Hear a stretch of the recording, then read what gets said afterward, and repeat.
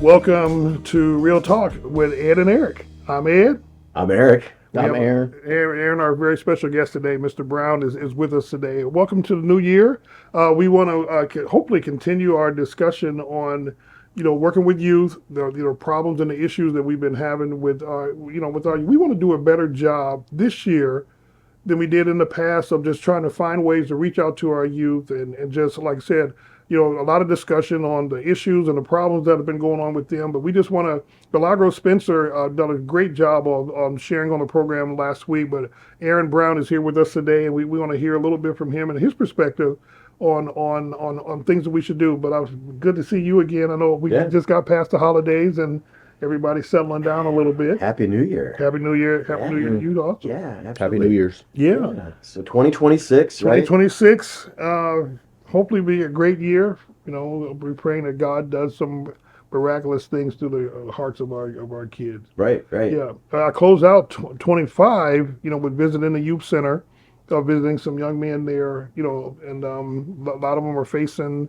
serious charges, and that kind of thing. And it's like, and the sad part about them, they kind of sealed their faith right now, and that they're in the hands of the judge to, with that. But it always takes me back to, okay, what more should we be doing as a community, as an organization, as faith leaders, as people that work with kids? What are we missing? What more should we be thinking about? And what programs, if we haven't done them, what should we be thinking about for 26? So Right. with that in mind, I'm going to invite Aaron to kind of share a little bit of his background and who he is and why you're here today.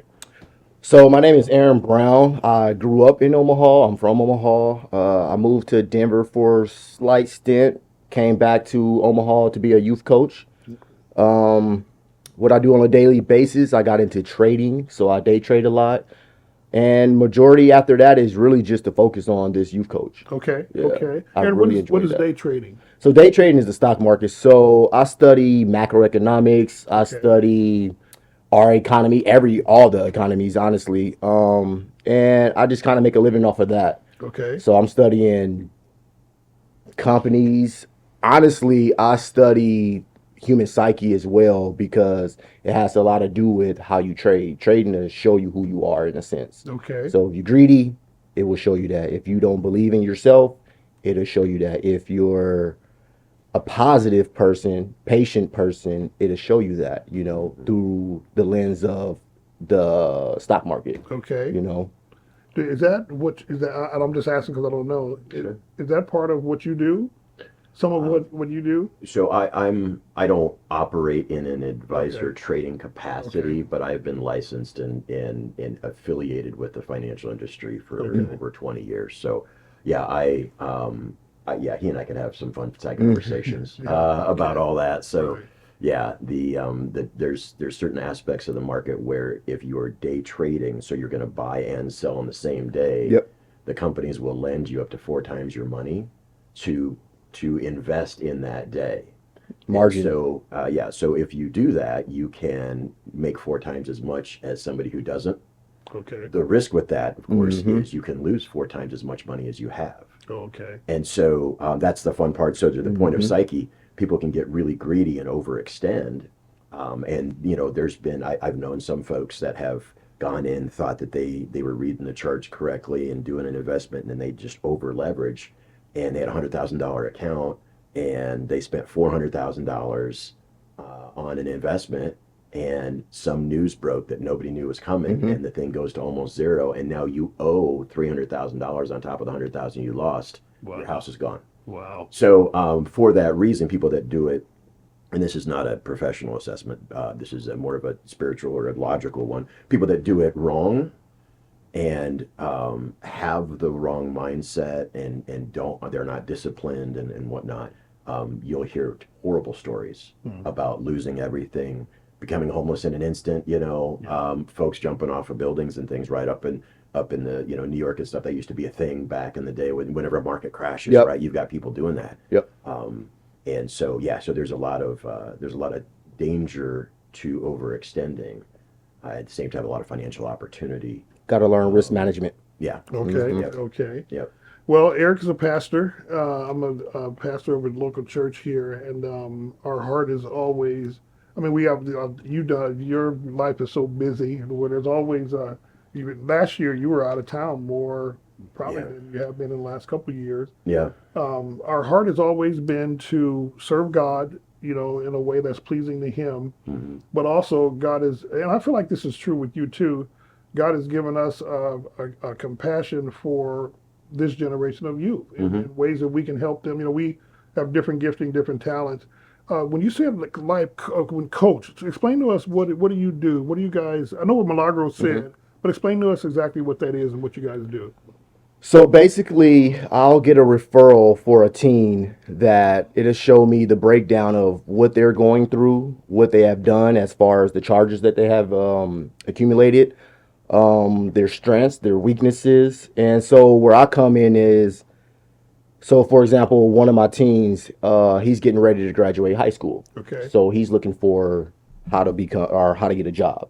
Okay. So that breaks down into he doesn't know how to read well. He doesn't really comprehend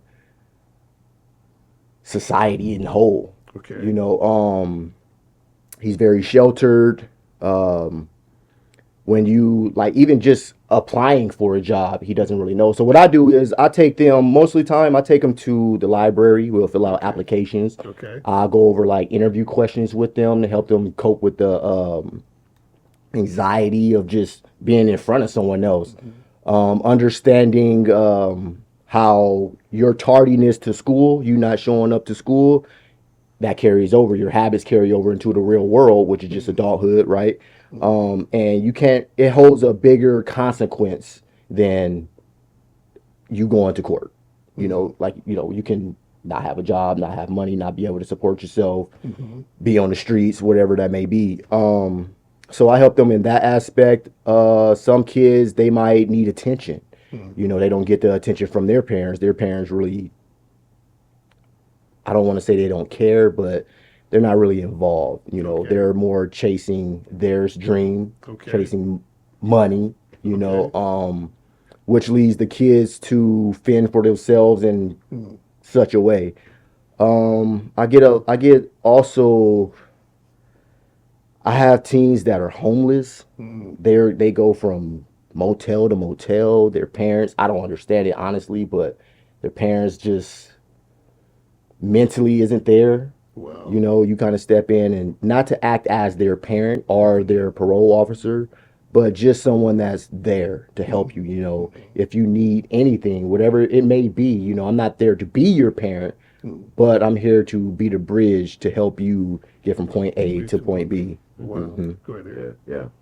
So these kids are referred to you Yep. because you've volunteered, opted into a program that's saying, yeah, we're gonna have these kids come to us. Then they're all coming to you by way of the justice system in some way. Yeah, the state. Yep. Okay, so Yep. they've already been have they been convicted or just So usually they're like arrested, Yeah, yes. yeah. So usually they be in group homes. They coming out of DCYC, Omaha Home for Boys, Yeah. anything like that. Some are just they have strict curfews. Like this could just be school back, but the problem is Yeah. send them to school, they flee out the back door, catch the city bus to wherever. No one's there to supervise that. No one's there to figure out where they're at. And like I said, that falls on the parents where they're not really focused on where are they don't really care what their kids Right. are doing.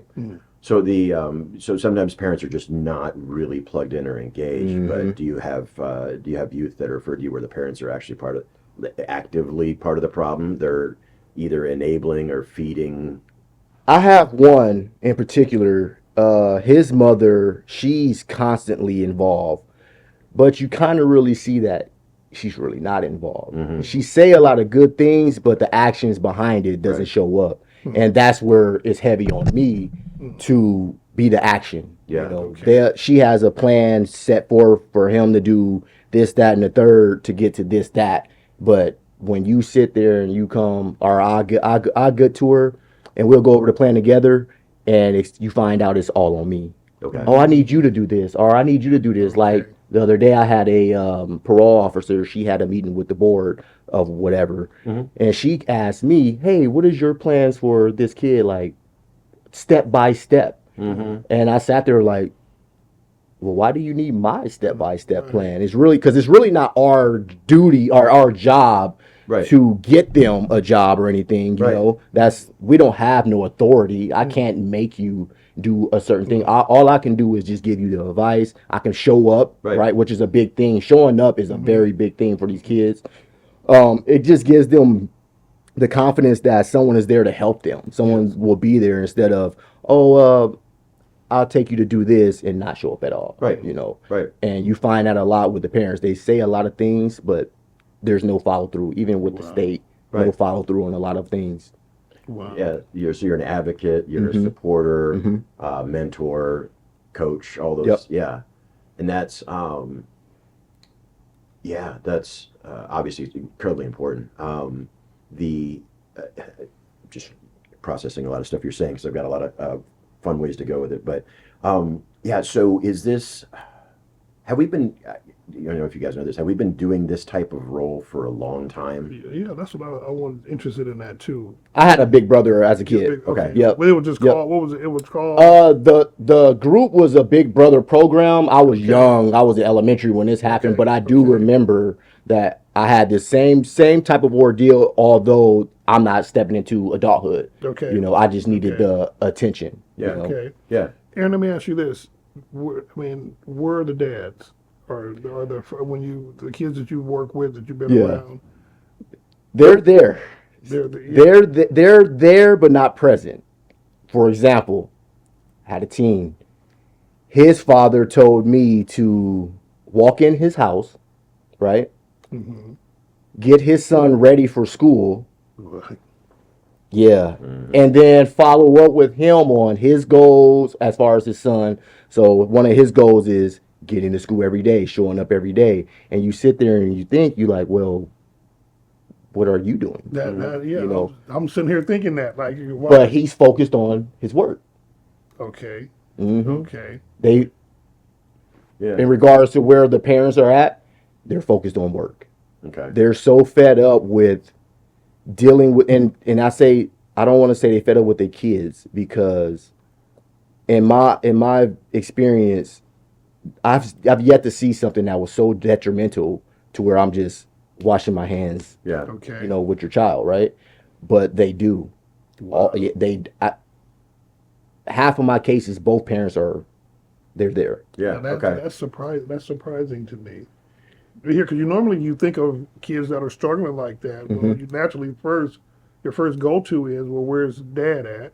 Mm-hmm. But it's been weird for me to hear, well, dad is there, Mm-hmm. and talking to Milagro, it's like dad is there, and there's still no connection. Yep. No, yeah, Yep. that's different for me to hear. And I say another thing. As kids, we used to always wonder how you have teens that you grew up with that were well off, in a sense, right? Okay. Had a big house, family you perceives to be there, right? But they always find a way, because I grew up in North Omaha. They always find a way down north. They always find a way in some trouble. Now I see it. It's the tension. So Wow. being in North Omaha, if your parents is not around, you kind of find gangs, or it might not be gangs. You might find the Boys and Girls Club, or you might find church, whatever you fall into. Kids out west, right, that perceives to have the good life to us, their attention comes from, oh, I want to be like them Wow. down north. They don't even care about, they don't even see that they're in a position or they have the opportunities that we never had. Wow. You know, when I drive up to a teen's house and it's a 6-bedroom, 4-car garage, Wow. sitting on acres, you sit there and you look at this teen like, why are you a gang member? Mm-hmm. Like, I don't get that. You know, What is it about that life that you want versus everybody that's in that life wish that they had the other, curiosity. curiosity? That's really comes down to, because just like growing up in North, you curious about what's going on out west. Yeah. For example, the first chance I got to move out west, I turned 19, I was gone. Wow. Because it was the curiosity of what's out there that we never had. Okay. And then you kind of figure out like, oh, it's It's really kind of the same. It's not it's not magic. Yeah, you Once know. you go west of now. Yeah. It's no, well, and it do. I think I've mentioned it before. You know, so Millard had all these groups of Millard white boys that all decided they want to be gangsters back when it was cool in the '90s, right? And MTV comes and does a special on the group that was in Benson that was largely a bunch of white guys, right? And it's like there's this whole movement of, hey, we all want to be in gangs. And honestly, they were somewhat scarier because they're making it up, and then they had all the time. At least the ones that I knew, their parents were both working. They had all the time. They had money, so they went out and got guns and but they didn't grow up with them, you know. And it was just wacky. But so now it's almost like, again, that concept is continuing. It's just, are there folks that maybe their parents left North Though, you know, got a bunch of jobs, and now they're both so busy that their kid is saying, well, wait a minute, what am I missing out on? You know, before we started, the quote Milagro was saying, you can have all the money in the world and still be poor. I think that's what he said, something along those lines. One thing you notice is when you chase, you forget what's around you. Yeah. You're so focused on whatever success is in your eyes, and I'm speaking on the parents, that you forget real success is right here. Say that again, man. So you see a lot, whatever success is in your eyes, you so driven to chase that goal and accomplish that goal. And we all know trying to chase a vision, it comes with a lot. You know, we don't really know how to separate this and that, meaning your job and your family. You know, you really get an entitlement or a sense of happiness with raising your family, seeing your kids do this, that, and the third, playing basketball, whatever it is. You really don't get that from once you get the money, you got the money. Then it's like, what else? What's next? You probably keep chasing the money. It's never enough. It's never enough. Yeah. So you pour in the sense of, I got all these people asking me for money.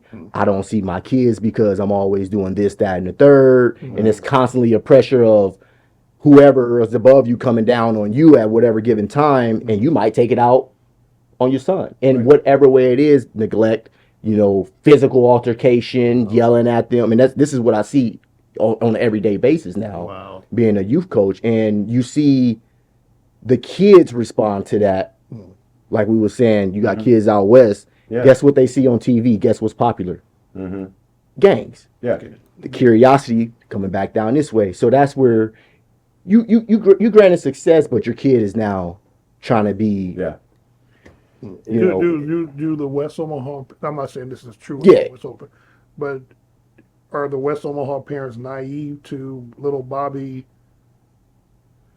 going? I mean, and our games are everywhere. But I hear what you're saying. But do they know? Do you think our West Omaha parents are naive to that, or do you think they are fully aware and can't do anything about it, or not do anything about it? I think the parents feel that they established this certain type of life to where that life is going to wrap around their children, and everything will be okay. They're going to insulate them. They just think, exactly. And I fell under that, in some capacity as well. I thought moving further away from the problem, which there really wasn't a problem, but just, I want my kids to live out here, you know. But you really kind of find out, like, nah, I'm gonna raise my kids down here. Because it's a whole lot more life lessons, and you're not entitled to everything. You know, you learn how to work for yourself, fend for yourself, not necessarily a physical altercation, but you learn how to deal with situations. Out west, and I'm just using West Omaha as an example, right? Out west, you have this sense of, there's no violence. The streets are nice and paved. The schools are amazing. So you think as a parent, that's all your kids need because they're going to be surrounded in that ecosystem. But when you let them on that phone, that tablet, that TV, guess what they seeing? All the popular stuff. And that's where that curiosity comes, and that's where the ignorance of the parents kick in of, I thought if I provided this certain type of life. No, you really need to be involved with your kids. Like, you need to be involved with them every day. Every second of the day that you can, and not really so much focus on your success, right? but you really need to focus on the Right. kids.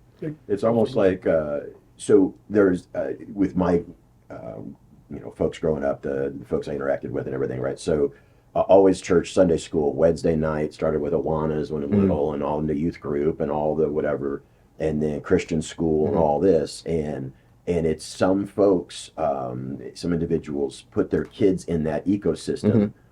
Believing that if I just surrounded them Yep. with church, they would become godly Yep. without actually investing themselves or doing anything themselves. Now, on the one hand, it's like, hey, if you know you don't know, then you at least want to try to put them in front of a Yep. Pastor King. Absolutely better than not even trying. At the same point, it's just you can't only do that, Right. And that's the why you're in the role you're in, because whether it's because somebody is just completely has the wrong priorities, Yep. or they know enough to know they don't think they can help. Yep. Either way, it's like, oh man, okay, so it's good that you're there in that role. Then as a society, in order to really help youth, yeah, we need to do more of this, it sounds like, but then also, what are we doing to the parents, right? Right. And for the parents, with the Right. parents. I know someone who's been in a prosecutor's role dealing with juveniles for a long time, and often it's the parents that were, always like, no, I mean, just bail them out and not make them go to school, not make them do this, right? And it's how do you punish the kid when the parents completely acting foolish, right? So, in my last point, sorry, No, you I okay, cut you off, this is good. is what's really interesting to me, and this might be a totally ignorant thought here, but it sounds like this is all dependent on how the parents operate and how the kids react, not necessarily any physical characteristics, or it's more of a societal thing than a racial thing. That's honestly Right. exactly what it is how the parents operate, because Yeah.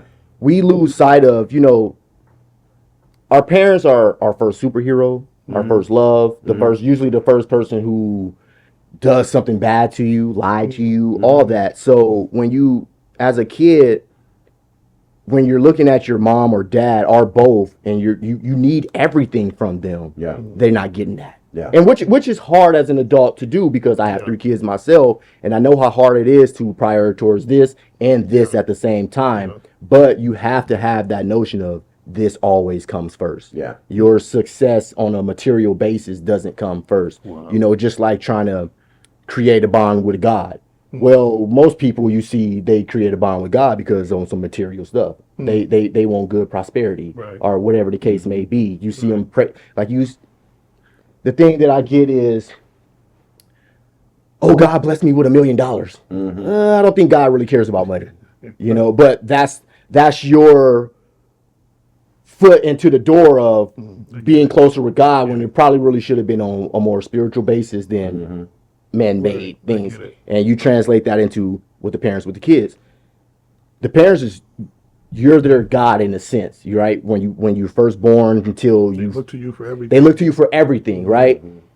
But the parents is just divided in so many ways, and then you got to think their upbringing. Like, for example, my mom didn't have all the tools. None of this stuff that we know today. She didn't have the tools to operate through life, move through life. My mom always had 2 jobs. I never grew up in the trenches, right? But I was around gangs. I was around all that stuff.